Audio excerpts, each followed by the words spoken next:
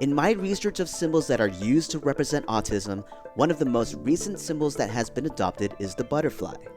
The butterfly represents the beauty and diversity of the autistic spectrum, symbolizing transformation, growth, continual development, and the unique journey of individuals with autism. In my goal to include the butterfly in the diorama, I wanted the butterfly to have wings that were moving. Unfortunately, I do not have any experience using motors and gears to create moving parts. And welcome to part 2 of the robot, the butterfly, and the lantern, where we go over the development of the butterfly. To get this journey started, I first purchased a stem kit of a flying butterfly from Pica toys. In this, I wanted to know what the appropriate motor is and what the steps are to make a butterfly's wings move. For about $15, this kit would save me a bunch of time compared to me trying to piece things together by myself.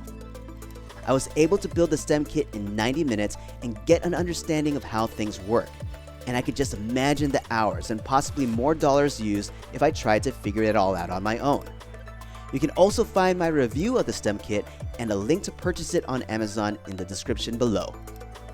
Now that I know how to put a flying butterfly together, it's time for me to create my own mecha version of a butterfly. At this time, I already knew that I wanted the butterfly to be placed on top of a lantern. To create the base for the butterfly at the top of the lantern, I found this solar post cap light at Dollar Tree that absolutely fits the structure I'm aiming for. I disassembled the post cap light to get the piece I need and made the appropriate modifications so I can repurpose several parts from the stem kit to be added in. The primary modification included using a soldering iron to melt a hole in the middle of the base so I can then insert a doggy poop bag tube. I then started to make modifications to the stem kit butterfly structure that held the gear pieces together so that it can be inserted into the new base and so that it can also be turned by a series of Lego Technic pieces. I make the appropriate measurements for what needs to be cut, glue in the Technic pin connector piece, and make the cuts necessary in order to fit the gear holding piece into the base. I then proceed to create the needed apparatus to transition from the Technic pieces to the wooden gears. I do this by drilling a hole in one of the Technic axle pieces that will serve as a place to screw in a wooden gear. To connect the gear structure to the base, I add in Technic L beams that will eventually be screwed into the top of the base. The next thing I wanted to do was replace the wooden pieces that connect the gears to the wings with stainless steel rods. I make the appropriate measurements to the rods, trim them down, and solder jump rings at the ends. Soldering didn't go as smoothly as I would like, but I eventually got the job done. I then test the rods with the gear holder and screw it onto the base to ensure that the concept works. I did have to make the holes that the rods fed through wider to capture the full range of motion needed to make the wings move, but the test was successful. For the butterfly wings, I decided to use the wings from the stem kit to honor the knowledge I gained from it. I also wanted to mech up the wings, so I prepped some of the connecting pieces by trimming them down so I can add greeblies on them later. I also coated all the wooden pieces up with Mod Podge. Once everything was good to go, I followed up by wrapping some of the edges of the butterfly wings with brass channels. To bend the channel to the shape I wanted, I had to cut some of the sides at key spots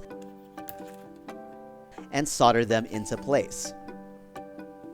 The next piece in this process was to build a new body for the butterfly. So I take the end of a BNC cable, a random cap to what I think belonged to a thread ripper tool, and a big wooden bead with a face on it that I found on the ground outside of a craft store. I began to dry place the object to see what the body would look like and decided to cut the BNC cable shorter. I first heat up the cap piece to create a bigger opening in order to slide the BNC cable into it.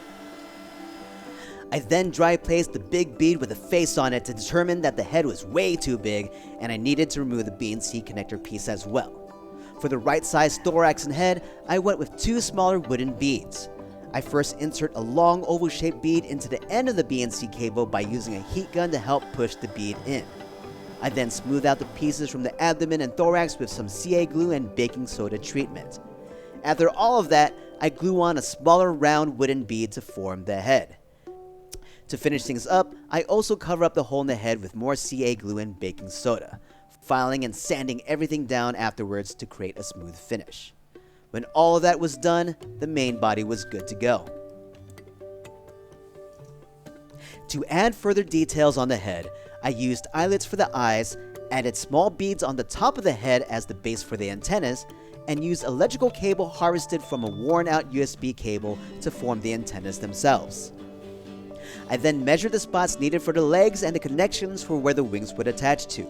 I drill holes at the determined spots and proceed to make the legs.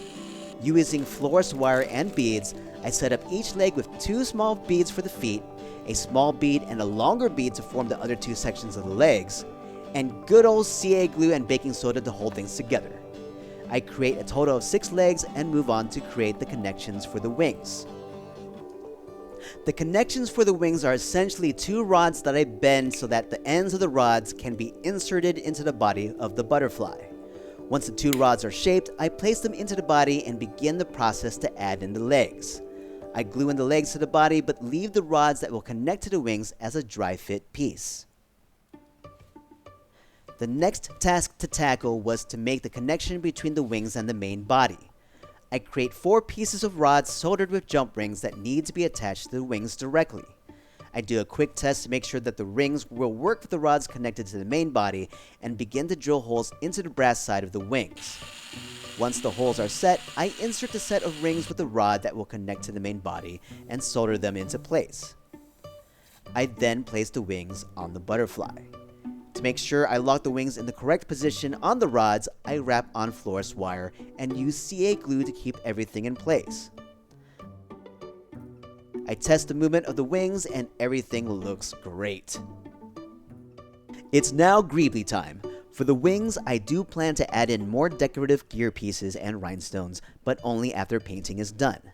I do, however, add some nuts on the wings to create elevated positions for the gear pieces.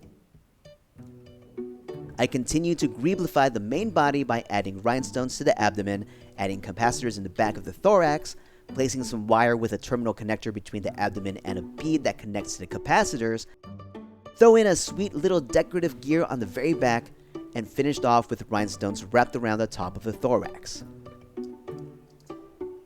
I also decided to add a bead to the ends of the antennas to complete the main body. It was now time to set in the primer. I chose to go with gray for the main body and black for the wings, and I also dry placed the gear pieces to get an idea of how things will look at the end. The actual painting of the butterfly was done much later in the process of putting the whole lantern together, but I decided to include it in this video so I can justify a cooler looking thumbnail. Does that sound good to you, Bob Ross? Good. The first color I started painting the wings with was yellow. I soon learned that with the method and colors I was using, starting with black primer was a bad idea and I should have used something lighter. My goal was to start with yellow and blend in other colors on top of that, and starting with black primer meant I had to add a lot more layers for these colors to pop. I do eventually reach the point where I am able to layer in reds, greens, blues, and purples to get the result I want. It just took a lot longer than desired. I then proceeded to add rhinestones of different colors around the edges to both sides of the butterfly, and finished the wings off by adding the decorative gear pieces. The main body was going to use a blend of pearl purple on the thorax and head, and eventually towards a pearl denim blue on the abdomen. The legs, eyes, and antenna were painted with a mix of flat black, pearl space gray, and hints of pearl purple. To finish the base color of the abdomen, I blend in a metallic blue. For accents, I added metallic orange to the tips of the antenna, which was also highlighted with some red. The capacitors and gear on the back were painted with a pearl deep brown. And to finish things off, I did a dry brush of pearl burgundy to add some flavor on the body and highlight the rhinestones, eyes, and the decorative gear piece on the back. To complete the process, I added gloss varnish to the gears and visible rhinestones, and a matte varnish to everything else. And with that, the butterfly was complete.